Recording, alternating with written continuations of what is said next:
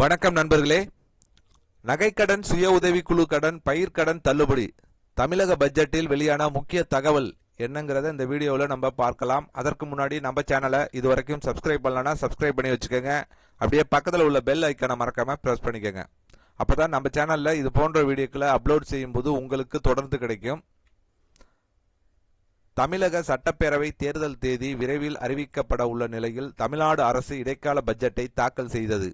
நிதி அமைச்சர் தங்கம் தென்னரசு பட்ஜெட்டை சமர்ப்பித்து கடந்த 5 ஆண்டுகளில் அரசு மேற்கொண்ட திட்டங்கள் மற்றும் நிதி ஒதுக்கீடுகள் குறித்து விளக்கியுள்ளார். திமுக அரசு பொறுப்பேற்றதிலிருந்து மக்களுக்கு வழங்கப்பட்ட முக்கிய வாக்குறுதிகள் நிறைவேற்றப்பட்டதாக அவர் தெரிவித்தார். கூட்டுறவுத்துறையின் மூலம் 12,359 கோடி மதிப்பிலான பயிர்க்கடன்கள், 4,889 கோடி நகைக்கடன்கள் மற்றும் 2,118 கோடி மகளிர் சுய உதவிக்குழு கடன்கள் தள்ளுபடி செய்யப்பட்டுள்ளன.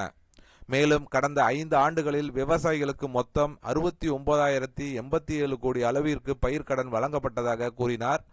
மகளிர் சுய உதவிக்குழுக்களுக்கு வழங்கப்படும் கடன் உச்சவரம்பு 30 லட்சமாக உயர்த்தப்பட்டு உள்ளது. கடந்த 5 ஆண்டுகளில் 2,52,246 சுய உதவிக்குழுக்களுக்கு 16,648 கோடி கடன் வழங்க கூட்டுறவு வங்கிகள் மூலம் வழங்கப்பட்டுள்ளது. பொதுமக்களுக்கு தரமான மருந்துகளை குறைந்த விலையில் வழங்கும் நோக்கில் முதல்வர் மருந்தகம் திட்டம் செயல்படுத்தப்பட்டுள்ளது. இதுவரை 26 கோடி மதிப்பிலான மருந்துகள் விற்பனை செய்யப்பட்டு 45 லட்சம் மக்கள் பயன்பெற்றுள்ளனர். இந்த இடைக்கால பட்ஜெட்டில் உணவு மானியத்திற்கு 14,000 கோடி ஒதுக்கப்பட்டுள்ளது. கூட்டுறவு, உணவு மற்றும் நுகர்வோர் பாதுகாப்பு துறைக்கு மொத்தம் 17,068 கோடி நிதி ஒதுக்கப்பட்டுள்ளதாக அமைச்சர் தெளிவாக தெரிவித்துள்ளார்.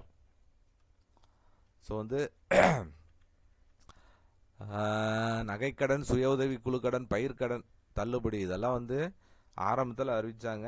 ஸோ இப்போ அறிவிக்கப்படுமா அப்படிங்கிறது ஏமாற்றம் தான். ஏன்னா இப்போ எந்த அறிவிப்பும் இல்லை. ஸோ நகைக்கடன் சம்பந்தமாகவோ, சுய உதவிக்குழு கடன், பயிர்க்கடன் தள்ளுபடி சம்பந்தமாகவோ பட்ஜெட்டில் எந்த அறிவிப்பும் வெளியாகலை. இது முன்னே நாங்கள் அறிவித்து அதை செயல்படுத்தணும் அப்படிங்கிறத தெளிவுபடுத்தி இருக்கிறார் அமைச்சர். ஸோ கண்டிப்பாக இந்த வீடியோ கூடிய சீக்கிரம் இதெல்லாம் தள்ளுபடி அறிவிப்பு வெளியாகணும் அப்படிங்கிறத எதிர்பார்த்துட்டு தான் இருக்காங்க மக்கள். கண்டிப்பாக ஒரு நல்ல செய்தி வரும் அப்படின்னு எதிர்பார்க்கப்படுகிறது. இந்த வீடியோ கண்டிப்பாக உங்களுக்கு பிடித்திருந்தால் லைக் பண்ணுங்கள், ஷேர் பண்ணுங்கள். மீண்டும் இது போன்று வேற ஒரு வீடியோவில் சந்திப்போம்.